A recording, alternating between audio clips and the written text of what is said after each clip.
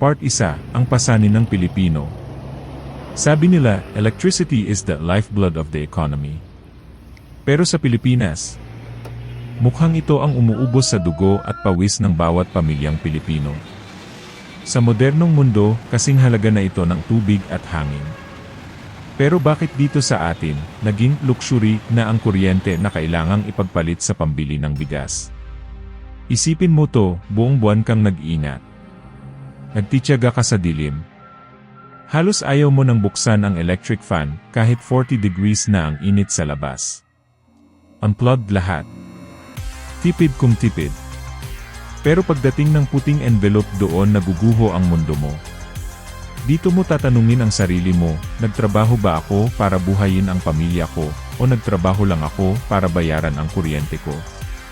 Yung tipong hindi mo pa nahahawakan ang sahod mo, nakaabang na agad ang resibo.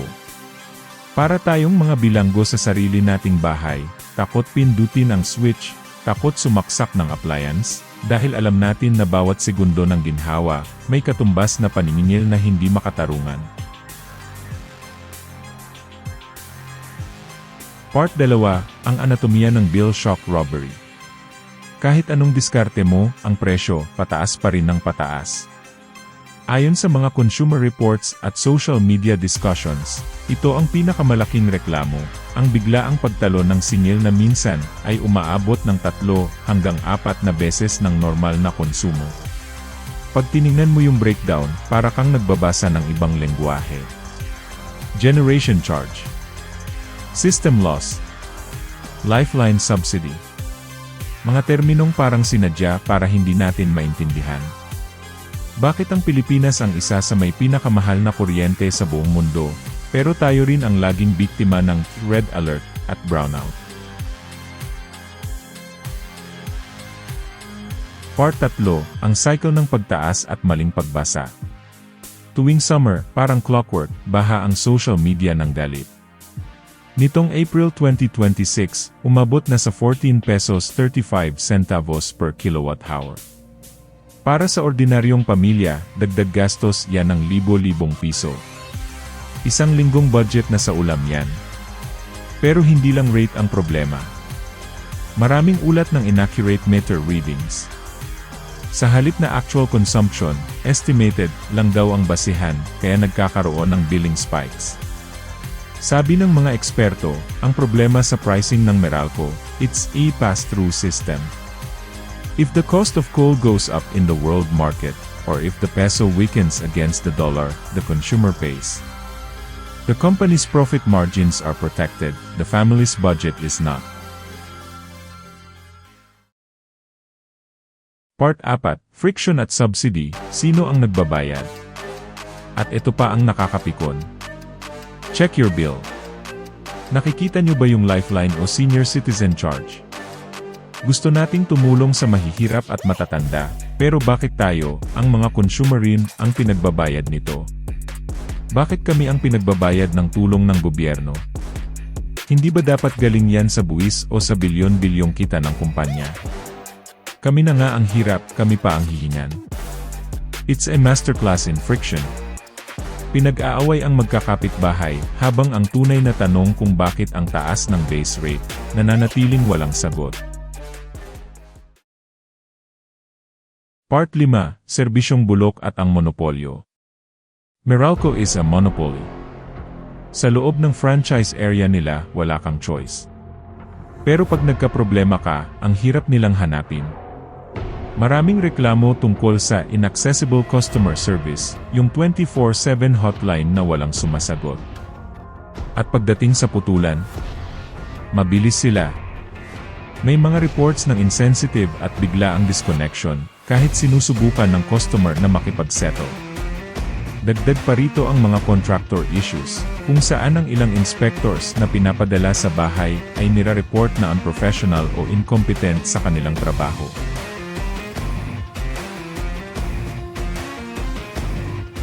Part 6, conflict of interest at system loss. Sila na ang naghahatid ng kuryente, sila pa ang may-ari ng mga planta na gumagawa nito. Pag ang Meralco Power Gen ay nagbenta sa Meralco Distribution, sino ang nakikipag-negotiate para sa pinakamababang presyo? Amoy conflict of interest na binabalot sa mahal na kuryente. At huwag nating kalimutan ang system loss. Sa ibang negosyo, pag nanakawan ka, lugi mo yan. Pero sa Meralco, pag may nagnakaw ng kuryente o luma ang mga kable nila, ikaw ang magbabayad nun. Babayaran mo ang produktong hindi mo naman napakinabangan. Isang nanay ang nag-viral sa galit, 3 araw kaming walang kuryente dahil sa transformer na pumutok, pero yung bill, ganun pa rin kamahal. Saan napunta yung 3 araw na wala kaming kuryente?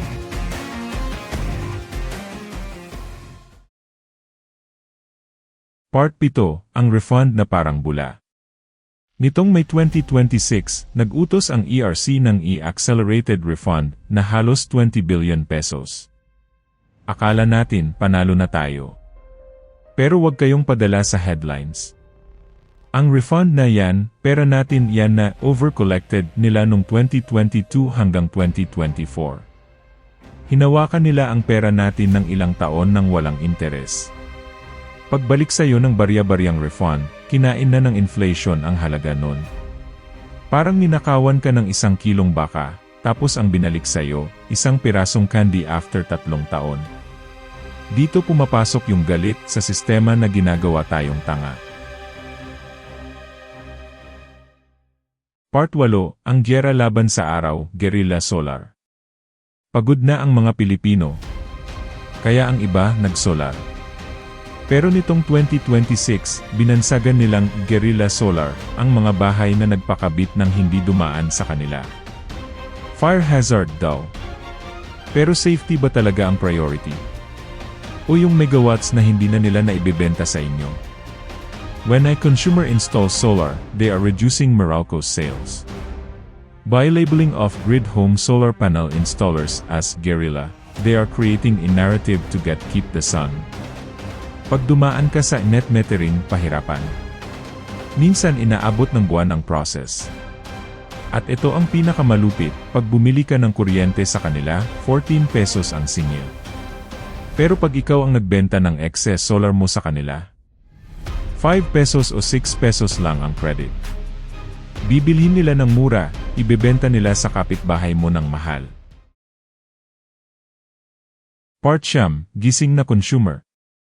Is this just the way it is?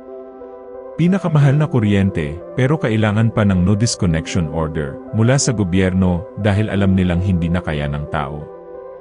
Kung patas ang presyo, hindi natin kailangan ng emergency orders.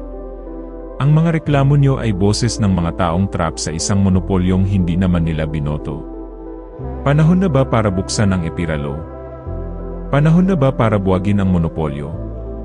Kayo, kamusta ang bills nyo ngayong summer? Nakita nyo ba yung refund o lalo lang lumubog ang budget nyo? I-comment nyo sa ibaba kung magkano ang inyong bayaran sa Meralco bill, ipakita natin sa kanila ang tunay na lagay sa ground. Dahil ang tanging bagay na mas malakas pa sa Meralco ay ang mga consumer na gising na sa katotohanan. Huwag kalimutang mag-subscribe. Dahil mag-umpisa pa lang tayong busisiin kung sino nga ba ang tunay na nagpapatakbo sa ating bansa.